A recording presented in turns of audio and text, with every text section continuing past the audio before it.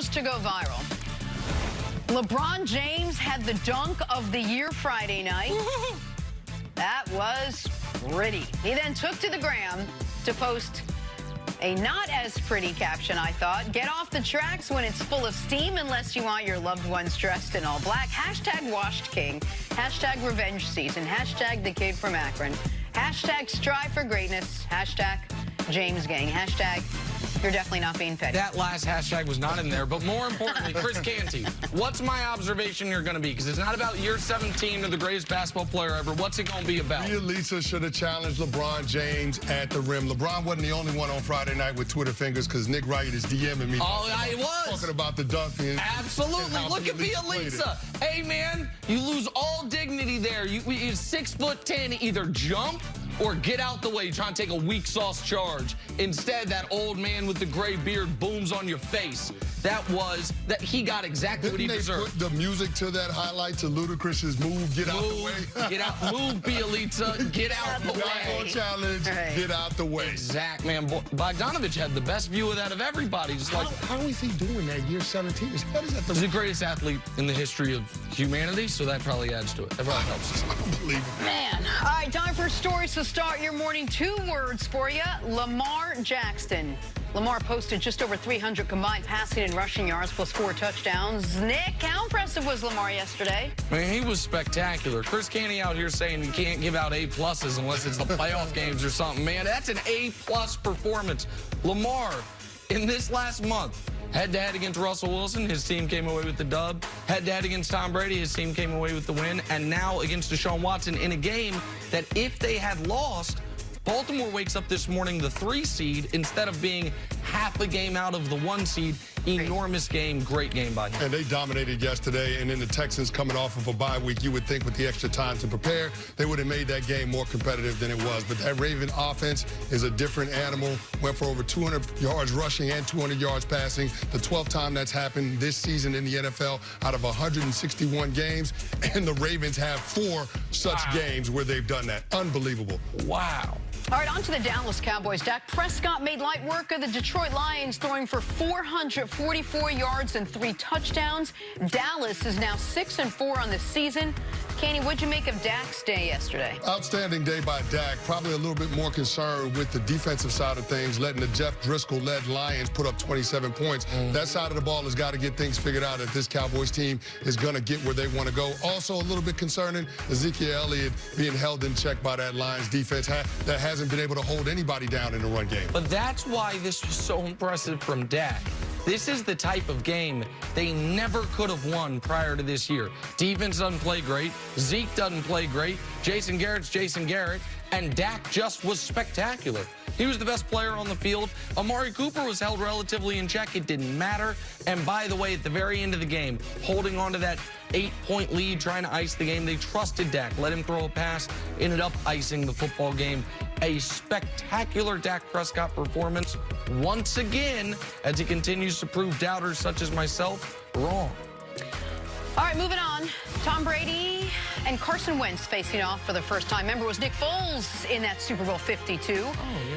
After a flat first half, second half saw this. Brady to Julian Edelman. Edelman to Philip Dorsett. Dorsett for the touchdown. 15 yards. They needed some trickery, but they got it. 17-10 Pats. Just over a minute left in the game. It was 4th and 10.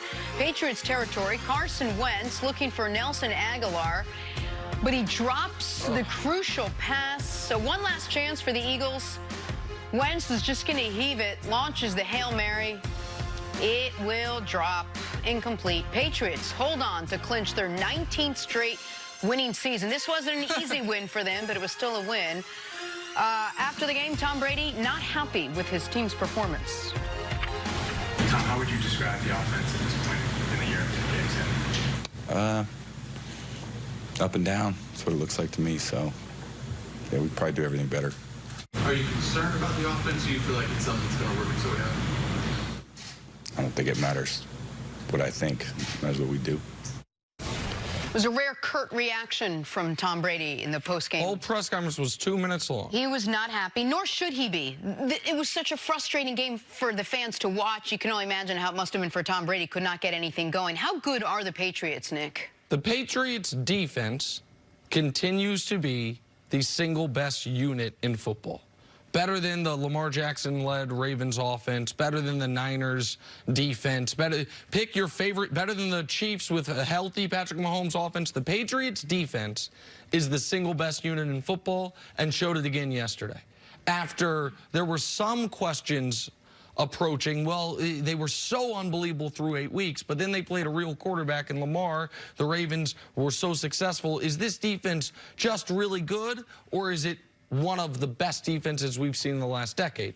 No, it's the latter, not the former. They allowed one sustained drive, that 95-yard drive, which was something like the longest drive the Patriots have allowed in almost a decade. Just cartoonish numbers, like the 19 straight winning seasons. Right. Nobody in football has a streak longer than 7, except for the Patriots who are at 19. The defense is as good as advertised, and it has to be, because the reason Brady is so frustrated is because he knew going into this game the offense had to get it going.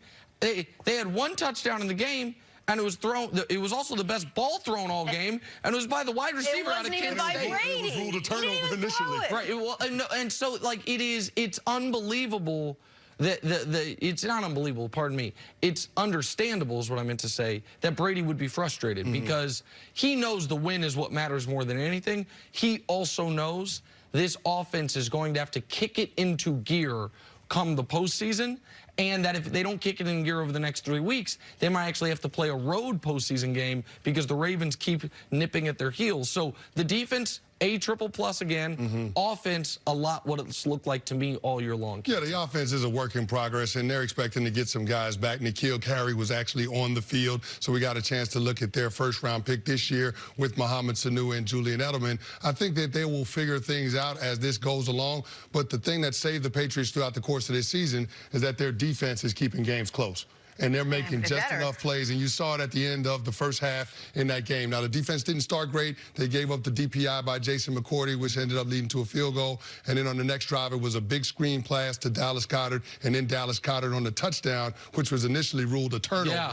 But the fact is they actually scored. But, I mean, the Patriots went down by double digits, and that was the last time that the Eagles scored any points in that ball game. So their defense gave that offense an opportunity to figure it out. And then if you look at the end of half, end of game, there are very few teams that are as good as the Patriots because you looked at what happened. Their second red zone possession, Rodney McLeod misses an opportunity to get an interception. The Patriots put a field goal on the board. Then they come back and they get the strip sack, and then they put another field goal on the board. You're talking about a situation where it could have been 13 to 6 at halftime. Instead, ends up being 10-9, and then the Patriots come out and march down the field on that first possession, score a touchdown, and that was all that you saw from the game. So when you look at situational football, because the Patriots are so good and they play complementary in that regard, they're going to be a tough team to beat, even though the offense hasn't figured things out. But this offense feels like it's piecemealing itself together week by week. Like over the course of the game, it's just constantly sputtering to get itself to the end of the game.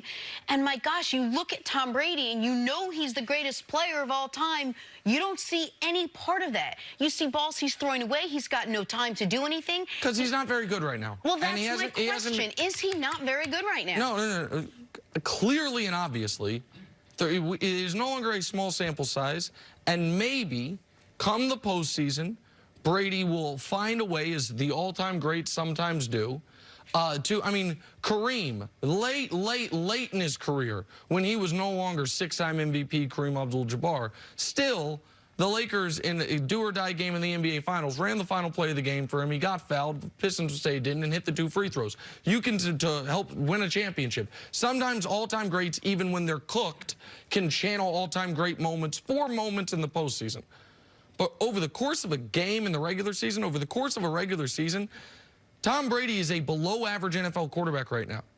Those are just, we got 10 games a sample. I don't know what more people need to see. We haven't done one of these in a while. Okay, let's do a blind reveal real quick. The left is Tom Brady. The right-hand side, the guy who hasn't beat in everything but completion percentage, and it's just barely below in completion percentage. Who is it? Let me see. Oh, it's Gardner Minshew, who the Jags could not wait to get Nick Foles back to take that job away from. Right now, Tom Brady has the 22nd best passer rating in football. That's behind Marcus Mariota. He has 14 touchdown passes. That's behind Daniel Jones. He's 6.8 yards per attempt. That is 26th in football. That's behind Josh Allen, and his completion percentage has been behind the benched Joe Flacco. 2 of those quarterbacks have been benched. 2 of those quarterbacks are young guys who are in their first or second year and figuring things out. Like, it's a great win for the Patriots yesterday, yes. Canty. I picked them to lose, right? I thought they would lose because I thought they would struggle to break 20 points. Their defense, once again, rose to the task and was spectacular, so credit to them for that. But I don't think N'Keal Harry or Isaiah Wynn are, and I'm not saying you're saying this, and Wynn are going. Wynn didn't play, but N'Keal Harry came back. Wynn will come back. I don't think those guys are going to turn around what has been the worst year we've seen from Tom Brady. It's now approaching ever. Certainly in the last 15 years. Well, here's the problem with the Patriots offense. There is no explosive down-the-field threat for that team. The explosion that they're looking for from the skill position core is coming from their running backs out of the backfield, and so that's just not enough. You saw them yesterday utilize a lot of screen passes just because they don't have anybody that can be that game breaker in terms of making somebody miss in open spaces. So that's something that's going to be a work in progress. I don't know if they're going to develop that kind of threat, but I think that this offense is trying to find its identity, and within that, it has to be a big part the run game and being able to control the line of scrimmage. That's why I think people are making such a big deal about Isaiah Wynn potentially coming back, because he's going to make that offensive line better. But when you call this offense a work in progress, or they got to figure it out, or they need to find their identity, when?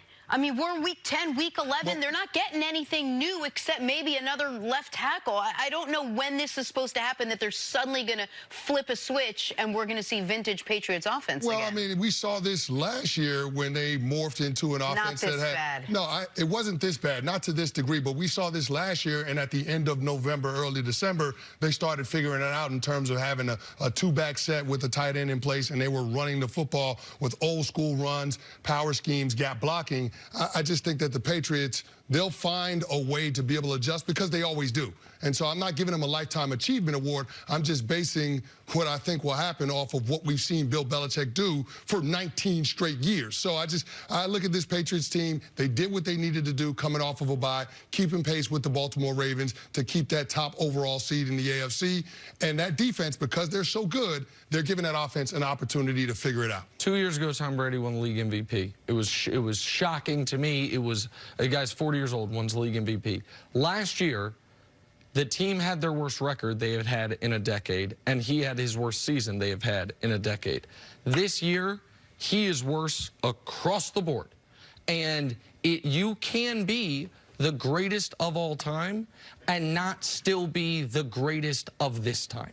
And that is where we're at with Brady. And the problem is, last year they got by with the running game, and with Brady, okay, so he wasn't the greatest quarterback in football. He was like 8th or 9th.